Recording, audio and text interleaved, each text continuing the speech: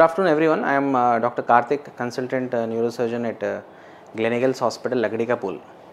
So today, manamu head injuries gurinchi discuss chedamu, and that too a few things which usually we are prone to miss.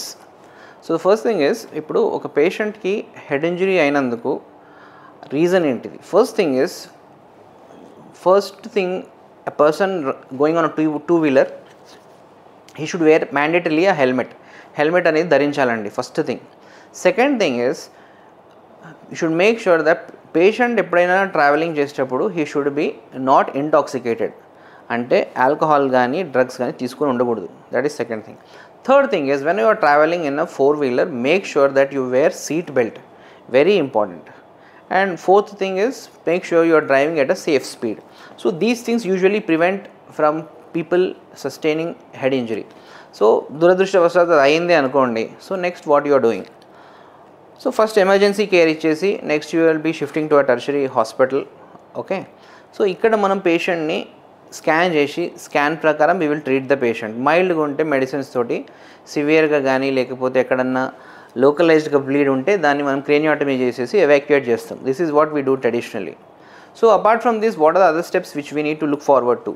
ఒకటి ఏంటిదంటే, any head injury patient he has a chance of even cervical injury also. So కొన్ని centres usually essentially some centres in districts, I don't want to point though, అక్కడ only city brain, ఇప్పుడు leg movement, రెండు కాళ్ళల్లో moment తగ్గిపోతుంది. For example, ఒక పేషెంట్కి injury అయినాక, accident అయినాక పేషెంట్ పర్లేదు, బాగానే ఉన్నాడు, మతి స్థిమితం అంతా బాగానే ఉంది, మాట్లాడుతున్నాడు, ఎవ్రీథింగ్ ఇస్ ఫైన్, బట్ రెండు కాళ్ళల్లో పవర్ లేదు.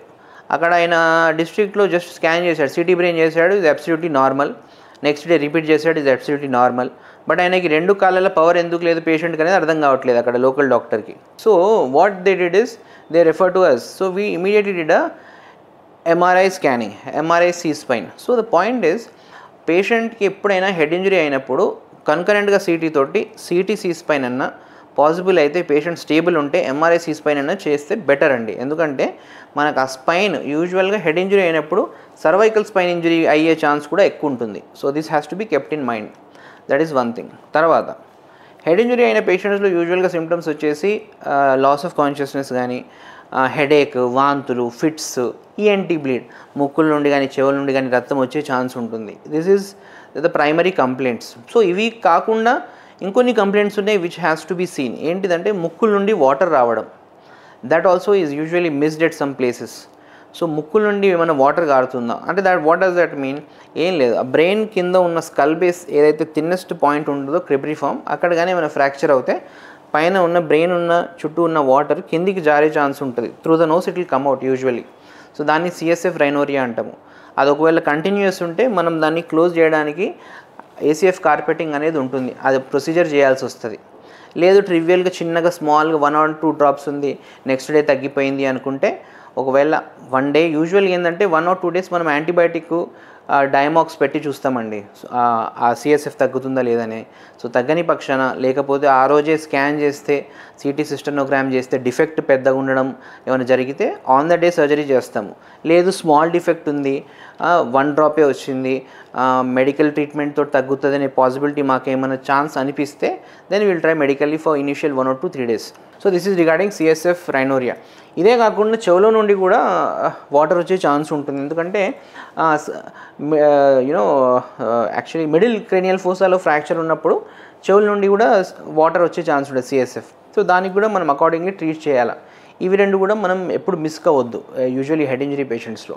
దెన్ నెక్స్ట్ ఇంకో 2 questions పీపుల్ ఫ్రీక్వెంట్లీ ఆస్క్ ఏంటిదంటే, హెడ్ ఇంజరీ పేషెంట్స్కి ఒకవేళ అది moderate to severe head injury patient అయితే కొన్ని రోజుల తర్వాత ఫిట్స్ వచ్చే ఛాన్స్ ఉంటుందా, లేకపోతే హెడ్ ఇంజరీ అయిన నెక్స్ట్ కపుల్ ఆఫ్ డేస్లో మెమరీ డిస్టర్బెన్స్ అయి ఉండే ఛాన్స్ ఉంటుందా? ఉంటుంది.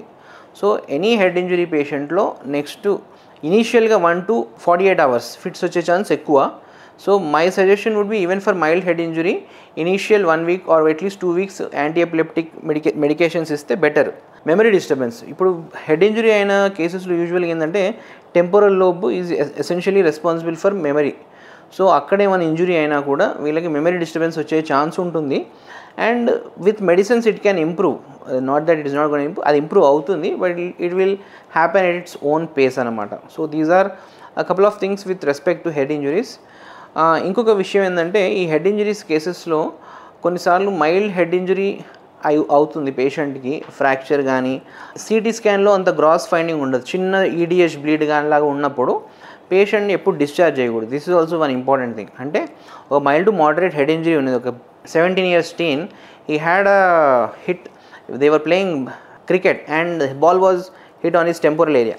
So when he came he was little conscious, అంటే డిస్టర్బెన్స్ ఏం లేదు, లైట్గా మినిమల్లీ డ్రౌజీ ఉన్నాడు, అరౌండ్ 14 ఉంది GCS, otherwise everything was fine, అన్ని recollection of everything events and everything is fine.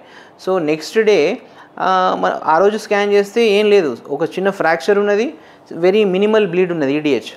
But the next day the patient condition deteriorated, and when we got the scan done, he had a large EDH in the temporal area lo chala pedda bleed unnadi, EDH antam danni. So we had to operate him and luckily he was saved and he was discharged happily. So my point is, even at some centers what I am seeing is oka trivial head injury toti case or at least mild to moderate head injury toti vachinappudu patient ఒకవేళ GCS 15 ఉన్న scan చేసినప్పుడు చిన్న EDH ఉంటే admit చేయడం మంచిది, scan GCS 15 ఉన్నా కూడా admit చేయడం మంచిది.